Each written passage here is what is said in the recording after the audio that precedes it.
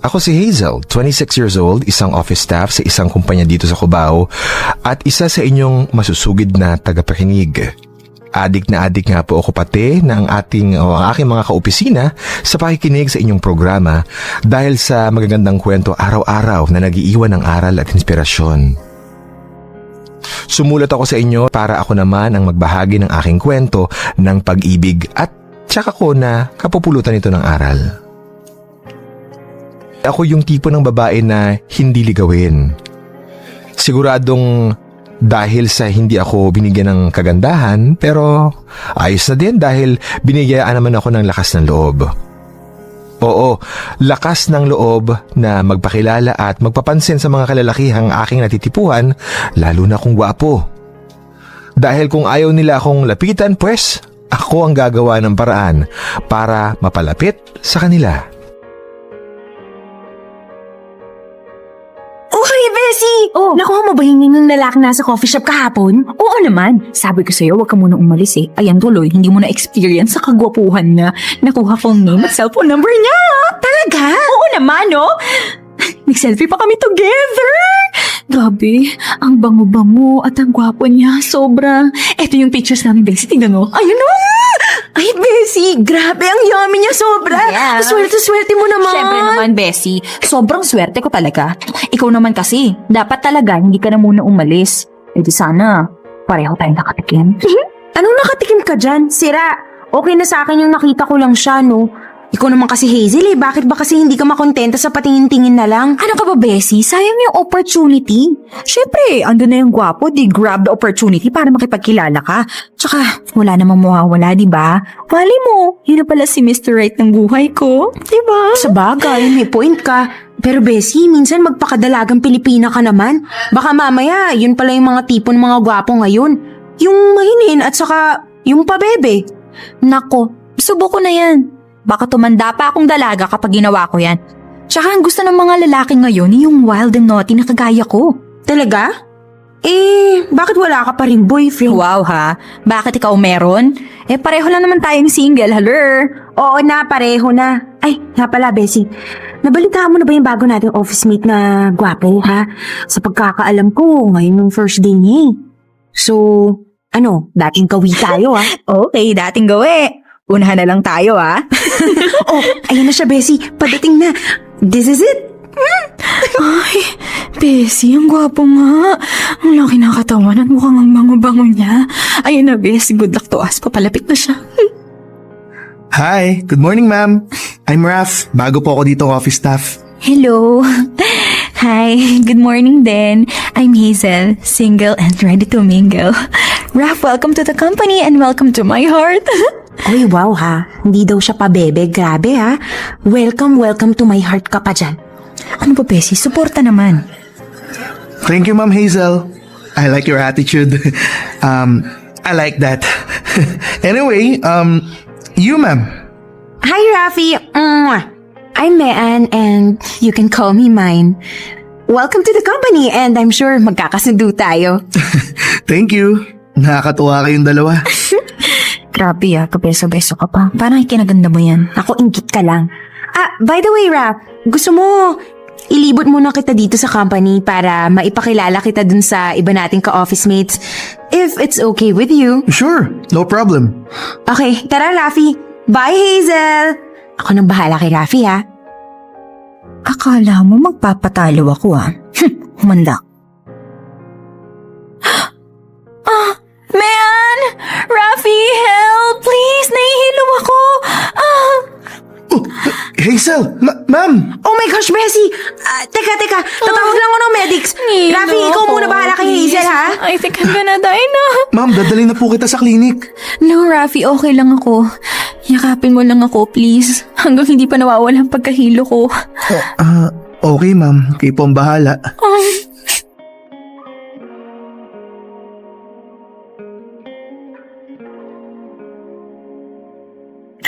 Grabe ka talaga kanina, ha?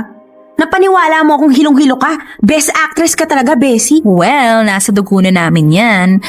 Pero, Mayan, Sobrang bango niya at ang yummy niya talaga. At fresh na fresh. Naku, oo nga eh. Sobra talaga, no?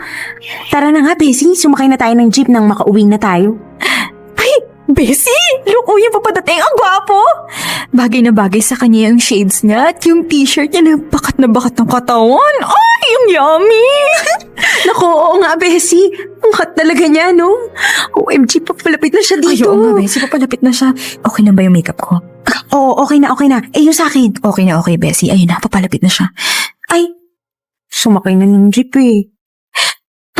Bye, Bessie! Ingat! Teka, saan ka pupunta? Kay Kuyang Gwapo! Bye! Uy, babae, hindi yan yung way mo pa uwi.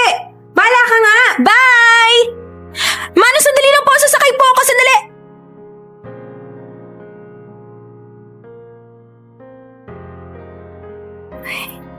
Nasaan kaya si Mr. Pogi? Ay, hindi bale. Sisiksik na lang ako para makatabi siya. Ate, pausog naman para makaupo ako. Ayan. Thank you. Ay, nakaupo din sa wakas. Ay, ang bangot, ang gwapo niya. Grabe. Nakausap na. Hi, Pogi. Bayad ka na? Oo, miss. Okay. I'm Hazel, and you? Okay. Uy, Pogi, anong name mo? Sige na, please. Huwag ka nga maingay, pwede ba? Ay, suplado. Iba na hindi kita titigilan. Ay, ang gwapo niya talaga. At in fairness, ang cute din ang balat niya sa leeg. Hugis puso. Hold-upper pala si Kuyang Pogi. Hindi ako nakapalag o nakahingi ng tulong ng mga oras na yon. Siguro dahil sa takot na din at pagkabigla. Pero sa aking palagay, sa nangingibabaw o nangibabaw ang kilig sa akin dahil bago niya ako hold upin ay hinawakan niya ako sa aking bewang at pakiramdam ko ay niyayakap niya ako lalo pa akong kinikilig o habang ako niyayakap niya at binubulungan. Yun nga lang, imbis na Miss, I like you, ay Miss, hold up to. Ang aking nadiginig mula sa kanya. At syempre may kasama pang balisong na tutok sa akin. Agad naman siyang bumaba ng jeep pagkabigay ko ng aking bag at wallet. Wala na akong magawa kundi pagmasa na lamang siya habang papalayo sa akin. Buti na lang wala akong gaanong mahalagang gamit na laman ng aking bag. At buti na lang din 1,500 pesos lamang ang laman ng aking wallet. Nakauwi lang ako ng bahay dahil sa... Nakitawag ako kay Manong driver upang magpasundo sa aking kaibigang si Mehan na imbis na mag-alala ay halos mamatay pa sa kakatawa sa akin. Simula ng araw na yon ay madalas na akong nag-iisip o napapaisip at inaalala ang lalaking gwapong mangho-hold up sa akin. Kahit nasa bahay man ako o opisina, pakiramdam ko ay hindi lang bag at wallet ko ang nakuha niya. Oo. Pati na ang puso't isipan ko ay na-hold up niya na rin.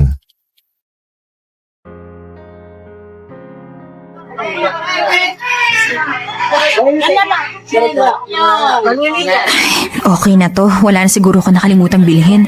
May gulay na, may isda na din, tsaka mantika. Ayan, yan, okay na to. Maaga-aga pa naman.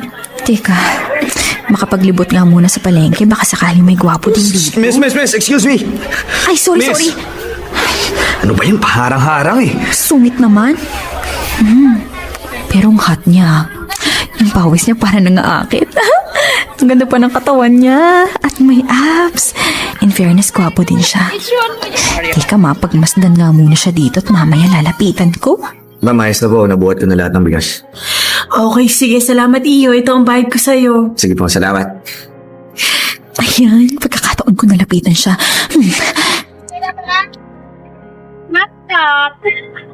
Hi, Pogi! Hello, miss. Sige, alis na ako. Madami pa akong gagawin. Teka, pamilyar sa akin yung balat niya sa leeg ng hugis puso. OMG! Siya yung hold-upper! Yes! Nakita ko din siya! Hoy! Lalaking hold-upper! Hoy! Tumigil ka! Tumigil ka, Pogi! Miss, pwede ba? Nagkakamali ka lang. Huwag kang maingay dyan. Maya, akalain ng tao. Totoo yung sinasabi mo na hinohold up kita. Tama nga ako, ikaw yan! Ikaw yung gwapo nang hold up sa akin 2 weeks ago. Tandang-tanda ko yung balat sa liig mo. Finally, nahanap din kita. Kaya huwag ka na magkaila dyan. Hindi nga ako yun, miss. Nagkakamali ka lang. Pwede ba? Tigilan mo ako. Ikaw yun! Tandang-tanda kaya kita! Hindi nga ako yun! Umamin ka na kasi! Sige ka, kapag hindi ka umamin dyan, sisigaw ako at papakulong kita. Umamin ka na! Kulit nito eh. Tara na nga dito, miss. Doon tayo mag-usap. Okay, sige, tara. Pero teka, huwag mo masyadong ipitan yung paghawak sa kamay ko. Masakit eh. Sorry. O ano, umamin ka na. Ikaw yon, di ba? Umamin ka na, hindi naman ako magagalit. Oo, ako yun, miss. Miss, sorry. Ako yung lalaki ng hold up sa'yo. Pasensya ka na kung nagawa ko yun. Wala lang akong choice eh. Kailangan ko kasi ng pera para sa nanay kong may sakit sa probinsya. Pero, yun. Kailangan ko magpadala ng pera eh. Walang-wala ko nung oras na yun. Sorry, miss. Wala kasi akong ibang naisip na paraan eh. Wala rin akong malapitan. Pasensya na talaga. Papalitan ko na lang. Sana mapatawad mo ko. I'm sorry. Ganun ba? Hindi bale, okay lang. Naiintindihan ko. Pero next time, ha? Huwag mo nang ulitin yun. Huwag ka nang umiyak dyan. Hindi naman kita ipapakulong eh. Huwag ka nang umiyak. Ano ba yan? Kahit na umiiyak ka, ang gwapo-gwapo mo pa din. Salamat, miss. Salamat. Okay lang basta ikaw. Sorry, miss. Niyakap pa kita. Nabasa ka tuloy ng bawis ko. Okay lang. Wala yun maliit na bagay. Gusto ko nga eh. Sorry Pasensya ka na talaga. Kumain ka na ba? Baka gusto mong kumain muna. Sige, sagot ko. Para makabawi naman ako sa'yo kahit papaano. Sige na nga. Nagugutom na din ako eh. Saka, pagod na din ako. Okay, sige. May masarap na karinderya doon. Tara. Ako na miss magdadala ng mga pinamili mo. Don't worry, hindi ko ito tatangayin. Ikaw talaga? O sige, salamat. Halika na, miss. Ouch, ang sakit ng paa ko. Pwede mga lalayan mo ko pupunta sa karinderya? Masakit-sakit kasi talaga eh. Sige, walang problema. Alalayan kita. Thank you. Ay, swerte ko talaga. Ang saya-saya ko nang muli ko siyang makita. Dahil finally nakita kong muli ang lalaking nang hold up sa aking puso at isipan. Nalaban ko na si Ricky pala ang kanyang pangalan, 25 years old at tubong Camarines Norte. Nagpunta siya sa Manila para makipagsapalaran sa kagustuhang may angat ang kanilang buhay sa probinsya. Pero dahil nga hindi siya nakapagtapos ng pag-aaral, hirap siyang makahanap ng magandang trabaho kung kaya't siya ngayon ay isang kargador kapag weekend at isang construction worker naman pag weekdays. Simula ng araw na yun ay naging magkaibigan na kami ni Ricky. Pero sa totoo lang, higit pa sa kaibigan ang nararamdaman ko para sa kanya. Dahil na rin sa gusto ko siyang matulungan at gusto kong nakikita ko siya araw-araw, ay tinulungan ko siyang makapasok sa kumpanyang aking pinagtatrabahuan bilang isang janitor. Gustong gusto ko talaga si Ricky kung kaya't lahat ay gagawin ko, mapalapit lamang sa kanya.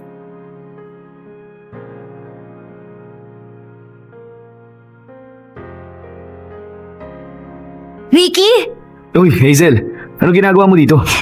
Mamaya ka na maglinis. Lunchtime naman eh, tsaka pinagdala kita ng lunch. Ako nagluto nito. Masarap to, promise. Wow! Uy, nakakahiya naman. Nagabala ka pa. Okay lang, gusto ko kasing matikman mo yung luto ko eh. Masarap to. Pinagluto kita ng kare-kare na favorite mo. Ang sarap! Ano ba yan? Dapat hindi ka na nagluto. Nakakahiya tuloy sa'yo. Dami mong naitulong sa akin. Ano ka ba? Wala yun. Tsaka, huwag ka na mahiya. Magkaibigan naman tayo eh. Sige na nga. Salamat, Hazel Napakabuti mo talaga sa akin. Wala yun. Tsaka, gusto ko din naman itong ginagawa ko eh. Gusto kong tinutulungan ka at masaya ako pag nakikita kang masaya. Salamat Ayos to Mukhang masarap talaga yung luto mo. Naamoy ko pa lang Ay nako, masarap talaga Bango. yan. Dahil lahat ng luto ko with love. Mukha nga Oh, halika na. Mabuo tayo dun. Tara, kain na tayo. Ay, wait. Ay naku, basang-basa ka ng pawis Punasan na nga kita. Uy, hindi na. Nakakahiya naman. Hindi, ako na. Okay lang. Ayan, wala na. Next time, wag mo nga hayaang mabasa ka ng pawis. Baka magkasakit ka niyan eh. Opo. Tara, kain na tayo. Wow, ang bango ng kare-kare. Gutom na gutom pa naman ako. Tara, kain na tayo. Wow, ang sarap, Hazel! Talaga? Oo, ang sarap. Salamat ah. Wala yun. Masaya ako na nagustuhan mo yung luto ko. Pero alam mo kung ano mas masarap dyan? Ano? Ako? Ay, grabe ka naman. O ayan, tubig, uminom ka. Grabe ka, Ricky, ha? Sorry. Nabilaukan lang ako sa sarap. Sorry na, masarap ka talaga. Magluto. Naku, sinasabi mo lang ata yan dahil nandito ko. Pero, Ricky, may tatanong ako sa'yo. Okay lang ba? Oo naman, okay lang. Ano yun? Totoo bang wala ka pa ring girlfriend? Kasi ang gwapo-gwapo mo. Parang imposible naman kasing wala ka pang girlfriend. Wala pa nga. Bakit ba ayaw mong maniwala? Ilang beses mo nang tinanong sa akin yan, oh. Wala pa, pero pag nagkaroon na, sasabihin ko agad sa'yo. Promise. Okay. Pero bakit wala pa? Kasi ayoko pa eh. Saka, hindi yun yung iniisip ko ngayon. Ano bang gusto mo sa babae? Sabi ko na nga ba yan, ang susunod mong itatanong sa akin eh. Siguro yung mabait, maalaga, tsaka mapagmahal. Talaga? Wala ka pa bang nahahanap? O nagugustuhan man lang sa opisina? Meron eh. At lahat ng hinahanap ko, nasa kanya. Talaga? Sino? Secret! Ewan ko sa'yo.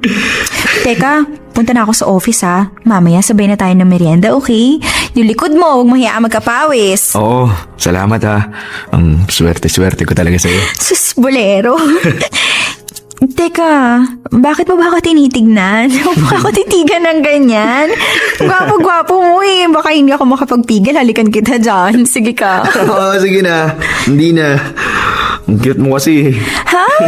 Ewan ko sa'yo. Sige, mamaya ah. Bye. See you later. Bessie, saan ka ba pupunta? Akala ko ba sabay tayo magla-lunch? Kay Ricky, my love. Sorry, Bessie pinagluto ko kasi ng kare-kare si Ricky. At sarap na sarap siya sa luto ko. Tapos, tinitigan niya ako. Ang gwapo niya talaga, Bessie. At sabi niya, cute daw ako. Wow ha, naniwala ka naman kaagad. Hay nako, ewan ko sa'yo talaga, Bessie. Grabe ka. Ilang taon na tayo magkaibigan, ni tubig nga, hindi mo ako ipinagdala eh. Yan tayo eh. Ang swerte naman ng Ricky na yan. Saka Bessie, kahit hindi naman masarap yung luto mo, masarap pa rin yung sasabihin nun. Syempre, nandun ka eh. At malamang nasamid pa siya dahil hindi nga masarap yung timpla. Oy, hindi Hindi kaya siya nasamid. Tsaka ano ka ba, Bessie? Grabe ka sa akin Pero, Bessie, lahat talaga gagawin ko. Mapalapit lang talaga ako sa kanya at magustuhan niya lang ako. Ilusyonada? Ang gwapo kaya nun tapos papatol sa'yo? Huwag kang umasa, Bessie. 50-50 ka dyan. Oy, ikaw grabe ka sa akin. Kanina ka pa. Pero, Bessie, ngayon ko lang naramdaman talaga to eh. Yung in love na talaga. Ibang-iba sa mga lalaking nakilala ko dati. Basta, Bessie, isa lang sigurado ako ngayon. Tinamaan na talaga ako kay Ricky. Mahal ko na siya. At lahat gagawin ko. Ang magustuhan niya lang ako. Tinamaan na talaga ako kay Ricky. At lahat ay aking gagawin, magustuhan lamang niya ang katulad ko. May iba talaga siyang dulot na saya sa puso ko. Napapangiti ako kapag naiisip ko siya. Basta, hindi ko mapailiwanag ang sobrang saya ko. Pag-ibig nga talaga, nakakakilig at nakakabaliw. Iba talaga kapag in love.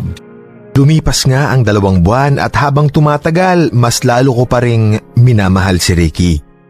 Mas lalo ako nag-e-effort sa kanya at lahat na siguro ng pwede kong gawin para mapansin niya tong nararamdaman ko ay ginawa ko na.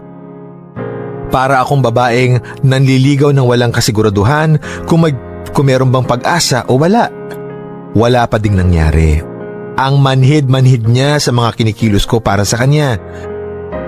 Hanggang sa isang araw ay nagpasya na akong ipagtapat ang totoo kong nararamdaman. Ricky, pwede ba tayo mag-usap? Sige, tungkol saan? Bakit mo ako sinampal? Ano ba nagawa ko? Ano bang problema, Hazel? Masakit ba? Oo, masakit syempre. Bakit ba? Anong problema? Nakakaramdam ka naman pala eh. Ang manhid-manhid mo kasi! Nakakainis ka! Bakit? Saan ba akong di nakaramdam? Ano bang mali ko? Yan! Yung sarili mong mali! Ano bang mali sa sarili ko? Kung may mali ako, sabihin mo para may tama ako. Hindi yung ganitong pabigla-bigla ka tapos sasampalin mo ako. Hazel, ano ba? Ano bang mali ko? Ano? Bakit bang manhid-manhid mo? Manhid saan? Ang manhid-manhid mo sa nararamdaman ko para sa'yo! Bakit ba hindi mo maramdaman lahat ng mga special efforts at pagpapapansin na ginagawa ko sa'yo? Mahal na kita! Hulog na ako sa'yo at lalo pa ako nahuhulog. Sana naman maramdaman mo itong nararamdaman ng puso ko. Kasi ako gusto ko pang mahulog sa'yo eh. Sana ganun ka din sa akin. Sana! Sana naman, Ricky! Sana! Saluhin mo naman ako! Hulog na talaga ako sa'yo at hindi ko na alam ang gagawin ko. Bakit ba naman kasi ang tanga-tanga ko? Nagmahal ako ng gwapo na imposible akong magustuhan dahil ang pangit-pangit ko! Hazel, pasensya ka na. Okay lang. At least, alam ko na walang tayo. Dahil imposible na maging tayo. Ako lang naman yung ilusyonade. Palaasa. Na balang araw magkakaroon ng tayo. At least ngayon malinaw na sa akin ang lahat na walang pag-asang lahat ng mga efforts at pagpapapansin na ginagawa ko. Wala. Sorry na, Hazel. Hindi ko alam kung paano sasabihin sa'yo ito. Okay lang. Please lang wag mo na sabihin pa dahil ayoko nang mas masaktan pa. Okay na tong naliwanagan ako at alam ko na yung totoong estado ko sa'yo. Sakit-sakit pala. Sakit magmahal. Sakit magmahal ng taong hindi ka mahal.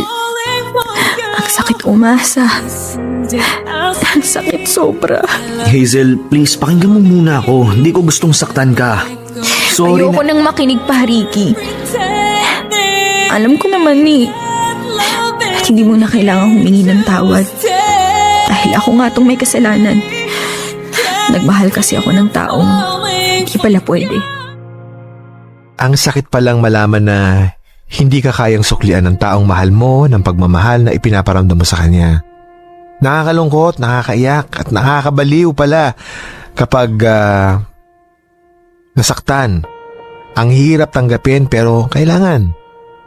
Totoo pala na mas mahirap palang mag-move on sa taong kailanman ay hindi naman naging kayo dahil sa sakit na aking naramdaman. Minabuti ko munang mag-leave sa aking trabaho. Gusto ko munang magpahilom ng sugat sa aking puso dahil hindi ko pa kayang makita si Ricky. Wala akong ginawa kundi magkulong ng buong araw sa bahay at umiyak at walang kagana-gana sa lahat ng bagay. Nagawa ko ding magpakalasing, mag-isa at lunurin ang sarili sa alak. Pakiramdam ko, gusto ko nang mamatay.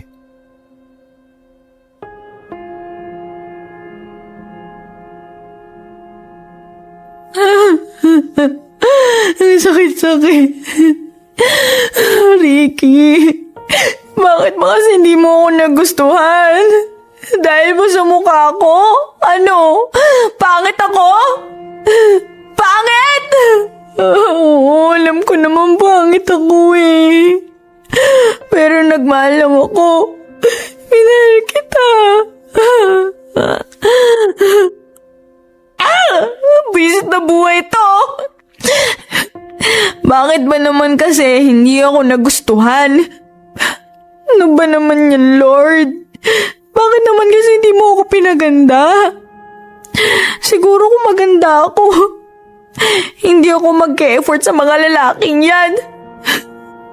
Bakit ba kasi hindi na lang ako gumanda? Pagod na ako masaktan. Bakit ba kasi ganitong mundo, hindi pantay-pantay? Lahat naman na ginawa ko eh. Bakit hindi pa rin ako makuha mahalin? Ako na nga itong nanligaw. Sasagot na lang ng oo, mahal din kita, hindi pa nagawa. Buwisit na pag-ibig to. Ganto ba talaga kapag hindi maganda, dapat nasasaktan? Ayoko na mabuhay pa. Ayoko na! Pagod na ako, ayoko nang magmahal! Bessie! Hazel, ano ba? Tumigil ka na nga! Tumahan ka na, please, oh. Huwag mo namang sirain yung buhay mo nang dahil lang sa lalaking yun. Yun nga, Bessie. Lalaki na lang hindi ko pa makuha. Bessie, sakit-sakit. Minahal ko siya ng sobra, Bessie. Bessie, ano ba? Tumahan ka na nga, please. Hindi naman lahat ng lalaking dumadaan sa buhay natin para sa atin eh. Hindi lahat ng mga minamahal natin, mamahalin din tayo. Kaya please, Bessie, naman tama, no. Mag-move on ka na. Dahil kung hindi ka uusad, sino bang kawawa? Ikaw din. Ikaw. Kaya please, Bessie, oh. It's over. It's time to move on. Bessie, sa tingin mo kaya hindi ako nagustuhan ni Ricky? Dahil ba sa hindi ako kagandahan? Bessie, hindi naman batayan ang itsura sa pag-ibig eh. Oo, hindi tayo kagandahan. Pero inside, maganda pa tayo sa maganda. At saka kung gusto ko talaga ni Ricky, matatanggap ka nun. Ano man yung itsura mo. Kaya please, Bessie, ano ba? Huwag na nating pilitin. Kung ayaw, huwag nating patuloy tayong masaktan. Just move on, Bessie, oh. Please? Ang unfair kasi ng mundo, Bessie. Bakit kung sino pa yung mga taong todo magmahal, yun pa ang nasasaktan? Alam mo, Bessie, hindi unfair ang mundo. Mali ka lang talaga ng taong minahal. Sa milyong-milyong tao sa Pilipinas, Bessie, may nakatakda na isang tao para sa atin. Ang kailangan lang, maghintay. At kung masaktan, dapat labanan. Bessie, mahal ko talaga si... Hazel. Mahal ko si Ricky. Hazel, hindi lahat ng nagmamahal, minamahal din. Saka, Bessie, kung mahal ka nun, di sana nandito siya. Sana hindi ka ganyan. Tanggapin mo na lang kasi na hindi ka niya mahal. Ang hirap kasi, ang hirap. Mahirap siyang kalimutan dahil ang tagal niya naging laman ng puso at isip ko. Oo, mahirap. Pero kailangan. Bessie, nandito naman ako eh. Saka yung pamilya mo. Hindi ka namin papabayaan at tutulungan ka namin makamove on. Basta, Bessie, nandito lang ako para sa'yo. Hindi ka nag-iisa. Tutulungan kita. Salamat, Bessie, ah. Salamat. Wala yun, Bessie. Magkaibigan tayo. At tayo lang naman yung magtutulungan eh. Salamat, Bessie. Payakap nga ako sa Bessie ko. Basta, Bessie, kaya mo yan. Amoy alak ka na. Magpalit ka nga muna ng damit. Then, liligpitin ko na tong mga kinalat mo. Okay. Salamat, Bes. Pasensya ka na. Nako, okay lang yun. Next time, Bessie, huwag mo nang ginagaya yung mga nasa teleserye. May pabasag-basag effect ka pa dyan. Oo na, hindi na. Thank you. Love you, Bessie. I love you too, Bessie. Friends forever. Friends forever! Mabuti na lamang dahil hindi ako pinabayaan ng aking best friend na si Mayan. After that day, nakapag-isip-isip ako na bakit ko hinahayaang masira ang sarili ko para sa iisang lalaki lamang.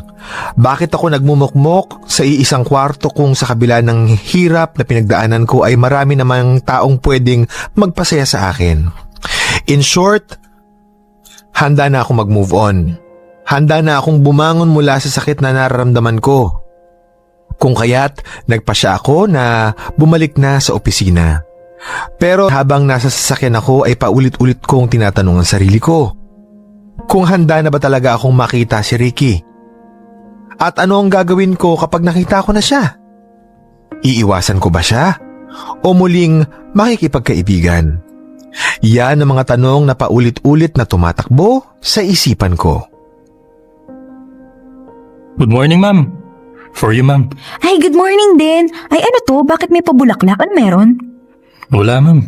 Ay, okay. Ang weird naman. Sige, kuya. Bye-bye. Hi, Hazel. Good morning. Flowers for you. Good morning din, Rafi. Teka, sa akin ba talaga itong bulaklak, ha? Oo naman, sa'yo yan. Sige may pupuntahan pa ako eh. Bye. Ano bang meron? Weird talaga. Tsaka, bakit may mga red petals dito sa daanan ko? Sosyal naman.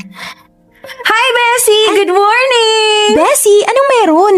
Bakit parang ang weird naman? May nagbibigay sa akin ng flowers at saka ngayon may mga petals yung dinadaanan ko.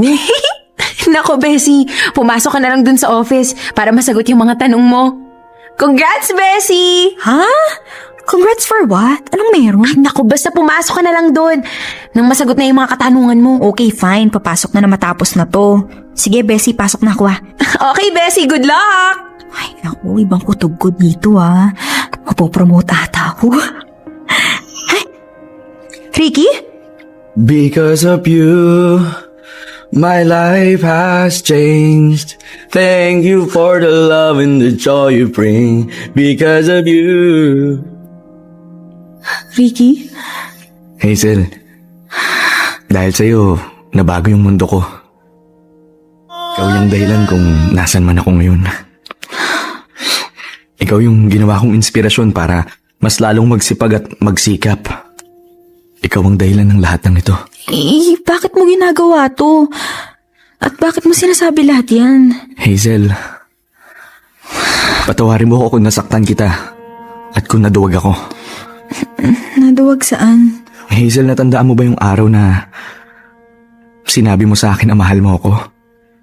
Natatandaan mo ba yung sabi ko sa'yo, please, pakinggan mo muna ako? Pero umalis ka pa din. Dahil sabi mo, ayaw mo nang mas masaktan pa sa sasabihin ko. Sorry, Hazel, kung naduwag akong sabihin tong totoo ko nararamdaman para sa'yo. Gusto ko sanang sabihin sa'yo na mahal na mahal din kita, Hazel. Mahal na mahal. Kaya lang ano? Kaya lang mas pinili ko na lang na itago ang nararamdaman ko para sa'yo. Kasi pakiramdam ko, hindi na babagay ang katulad ko para sa'yo. Janitor lang ako. Mahirap at hindi ko kayang ibigay kung ano man ang gusto mo. Naisip ko din na may iba pang lalaki para sa'yo. Para sa katulad mo. At hindi ako yun. Pasensya ka na, Hazel, kung naduwag ako. Pero ngayon sana bigyan mo ako ng isa pang pagkakataon. Pagkakataon para mahalin ka sa kabila ng sakit na naidulot ko.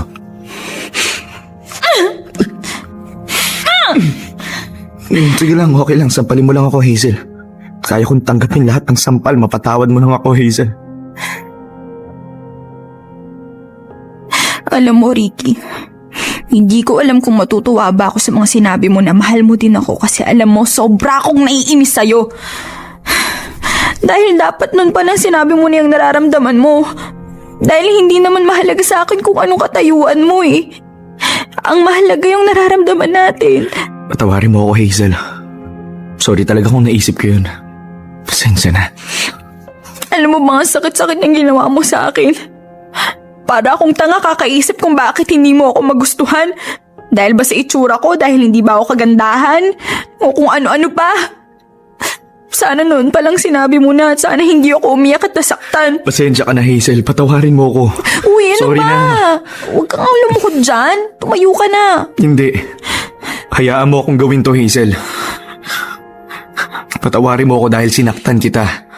Patawarin mo ako sa lahat ng nagawa ko. Hazel, sana bigyan mo pa ako ng isa pang pagkakataon para mahalin ka. Sana.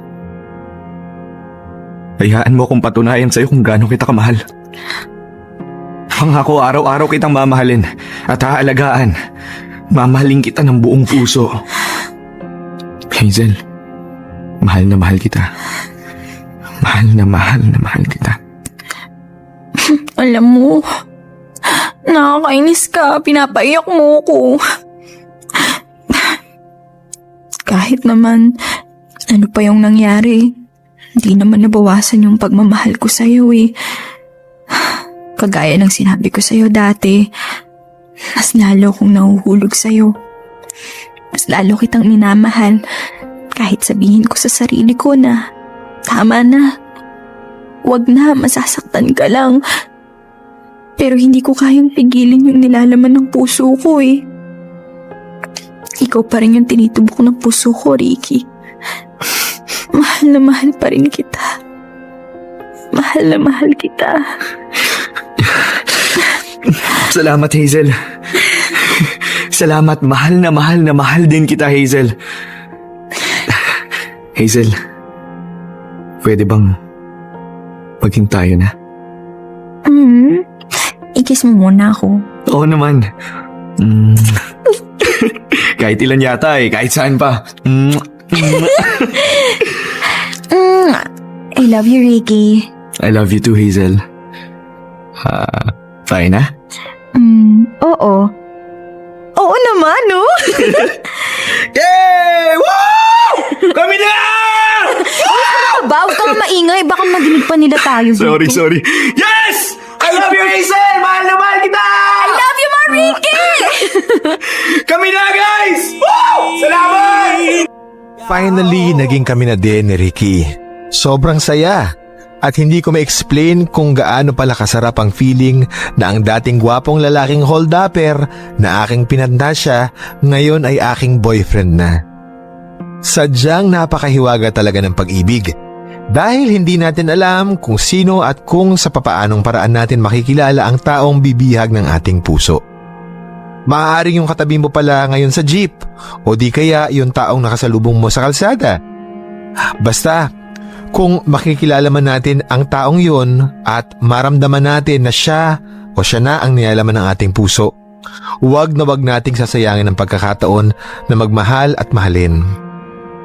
Gusto ko din sanang ibalita sa inyo na this coming August, magpapakasal na kami ng aking one and only love na si Ricky. Gusto ko na din sanang samantalahin ang pagkakataong ito upang sabihin sa aking napakagwapo at mapagmahal na boyfriend at soon to be my husband na si Ricky na mahal kita at hinding-hindi kita papakawalan pa. Salamat sa lahat ng pagmamahal at pag-aalaga mo sa akin.